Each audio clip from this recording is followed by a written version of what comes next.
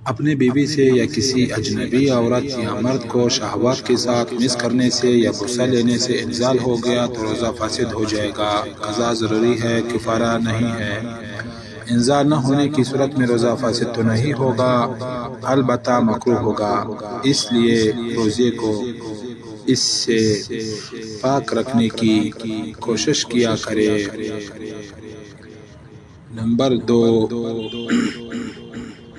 اپنی بیوی یا اجنبی عورت کو مس کیے بغیر صرف شہوت کے ساتھ دیکھنے سے اگر انزال ہو گیا تو اس روزہ فاسد نہیں ہوگا۔ نمبر 3، اگر کسی روزے دار کو محض شہوت انگیز چیز دیکھنے یا سوچنے سے انزال ہو جائے تو اس روزہ فاسد نہیں ہوگا۔ نمبر 4، اگر کسی کو نظر شہوت کی وجہ سے انزال ہو گیا، اس نے اس گمان سے کہ روزہ فاسد ہو گیا، اس کے بعد قصداً اگر روزہ فاسد کیا تو قضا ضروری ہے، کفارہ نہیں ہے۔ نمبر 5، محض دیکھنے سے یا خیال کرنے سے انزال ہو گیا تو روزہ فاسد نہیں ہوا، روزہ بدستور باقی ہے، البتہ اس قسم کی نظر اور خیال سے اپنے آپ کو بچانے کی کوشش کیا کرے۔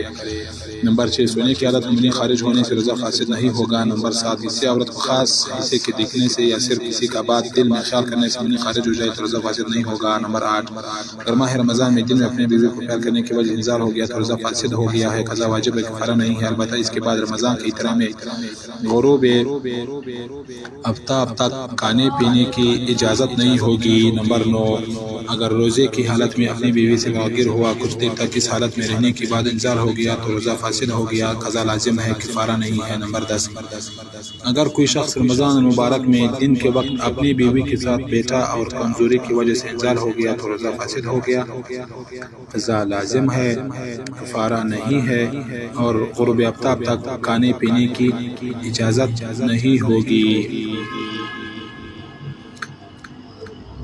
نمبر 10،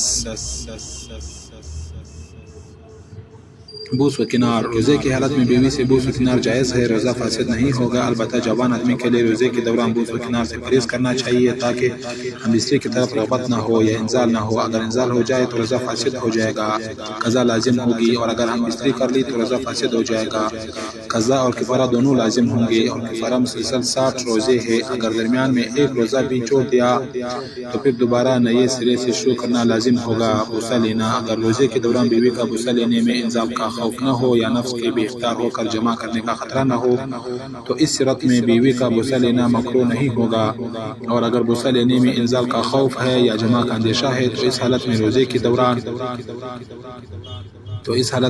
کے دوران بیوی کا بوسہ لینا مکروہ ہوگا۔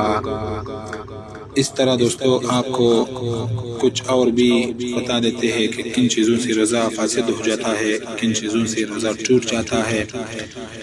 درزی چیزیں روزے کے لیے مفسد اور مضر نہیں ہے۔ مسواک کرنا۔ نمبر 2، سر یا مونچھوں پر تیل لگانا۔ نمبر 3، انکوں میں دوا یا صابن ڈالنا۔ نمبر 4، خوشبو سونگھنا۔ نمبر 5، گرمی یا پیاس کی وجہ سے غسل کرنا۔ نمبر 6، کسی قسم کا بھی انجیکشن یا ٹیکہ لگوانا۔ نمبر 7، بھول کر کھانا پینا۔ نمبر 8، حلق میں بلا اختیار دواں، گرد غبار یا مکھی وغیرہ کا چلا جانا۔ نمبر 9، کان میں پانی چلا جانا۔ نمبر 10، خود بخود کے آ جانا۔ نمبر 11، نیند میں احتلام ہو جانا۔ نمبر 12، دانتوں سے خون نکلنا بشرط کہ حلق میں نہ جائے۔ نمبر 13، رات کو ہم بستری کی اور صبح صادق سے پہلے غسل نہ کر سکا، اس کے بعد غسل کیا تو روزہ فاسد نہیں ہوگا۔